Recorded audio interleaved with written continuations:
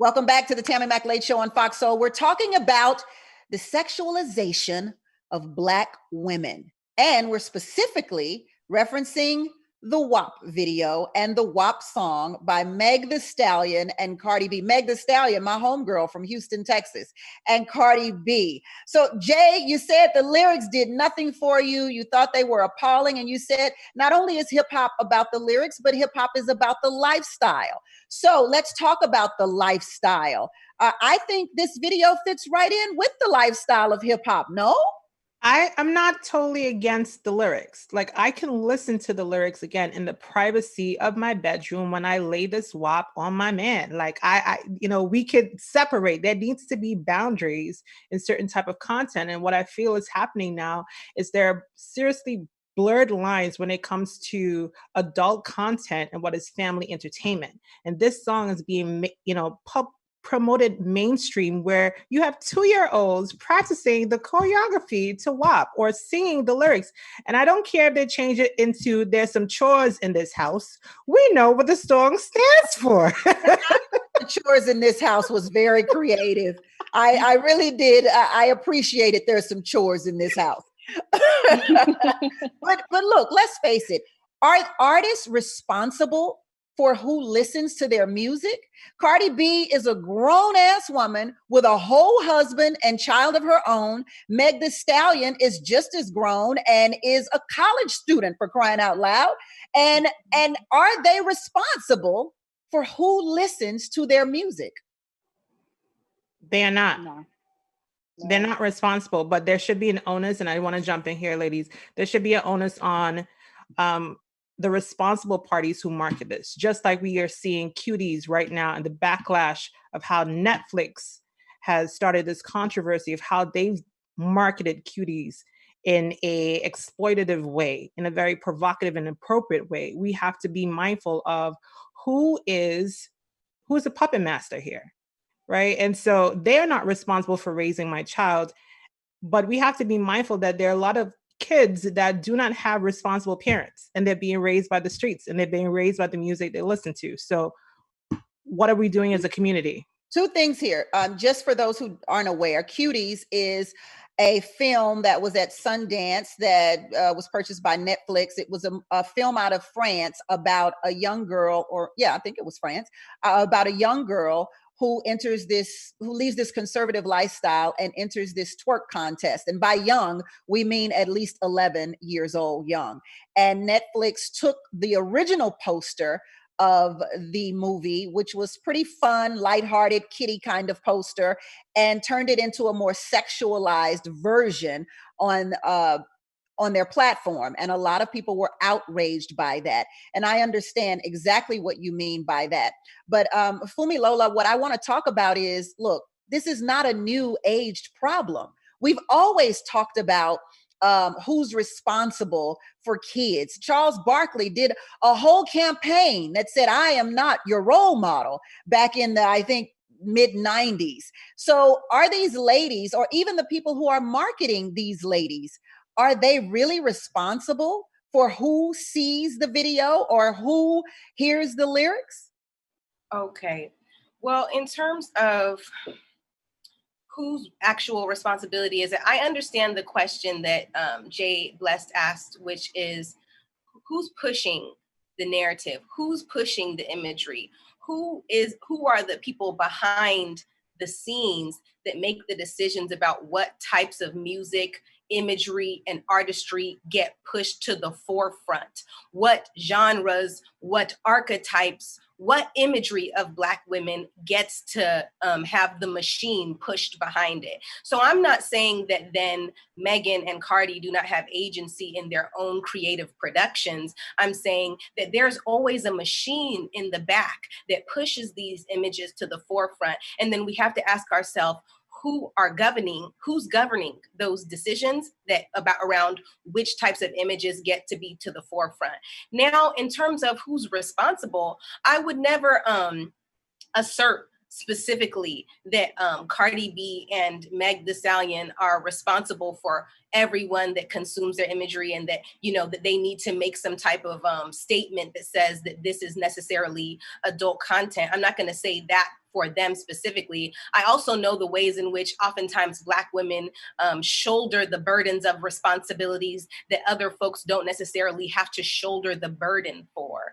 And that happens in the way in which Black women are socialized from birth to be responsible oftentimes for everyone outside of ourselves and our own well-being. And I'm sure you all can understand what I'm saying when I mean that, when I say that. But I think that in terms of responsibility, it's a little bit, it's a situation where essentially Cardi B and Meg are in essence artists push culture. And this is, look, let's face it, ladies, do we expect more from Cardi B and Meg Thee Stallion? This is what they do. This is what their music is and has always been. So why is everybody so up in arms about WAP?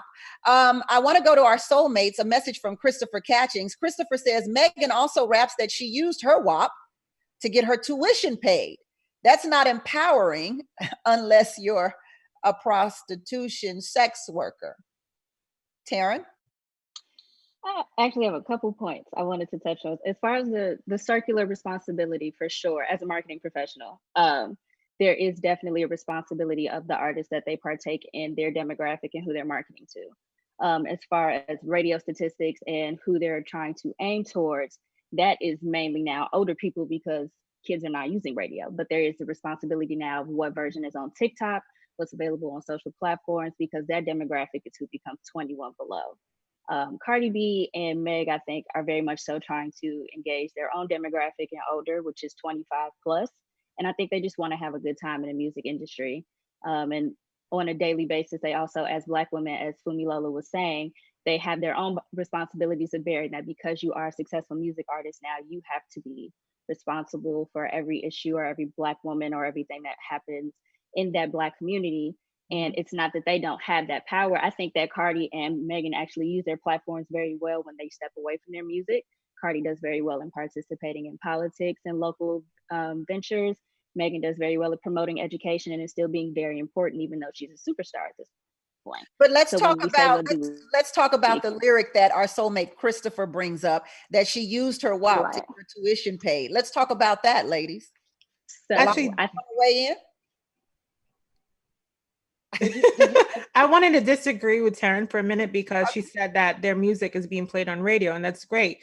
But their music, they became #1 based on just online streams. Yeah. The most online streams ever. And when we talk about online streams, we're talking about easy access to handheld devices, phones and tablets that are in the hands of children. So no, their audience, maybe because of their age, you think that they're accommodating to an older audience, but their audience is a younger audience. They are a younger audience. And so when we tap into who's doing all these streamings and who's watching these videos 100 times, because I just watched it like twice, and Funmi probably watched it like once, like who is really watching it all the time? This is a younger audience. And so when you a lot, I kind of watched it a lot. Yeah. And when you hear about the lyrics, I'm 25. When you hear about the lyrics all the time. When you hear about the lyrics of, you know, what you're doing to pay your school tuition, grown women right now are paying mortgages. Okay. Like we're paying mortgages.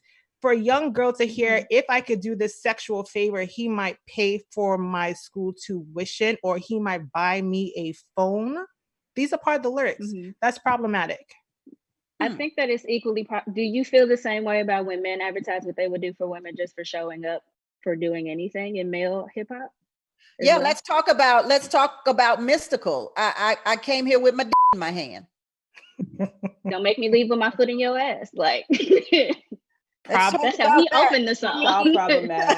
Problematic. I mean, there is there any question as to why he is where he is today? I mean, when you walk in the room like that part.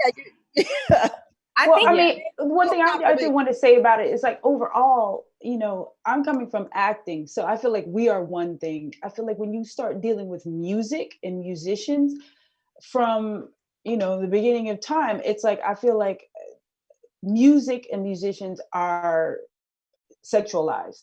Like that's what sells. That's what sells in that business.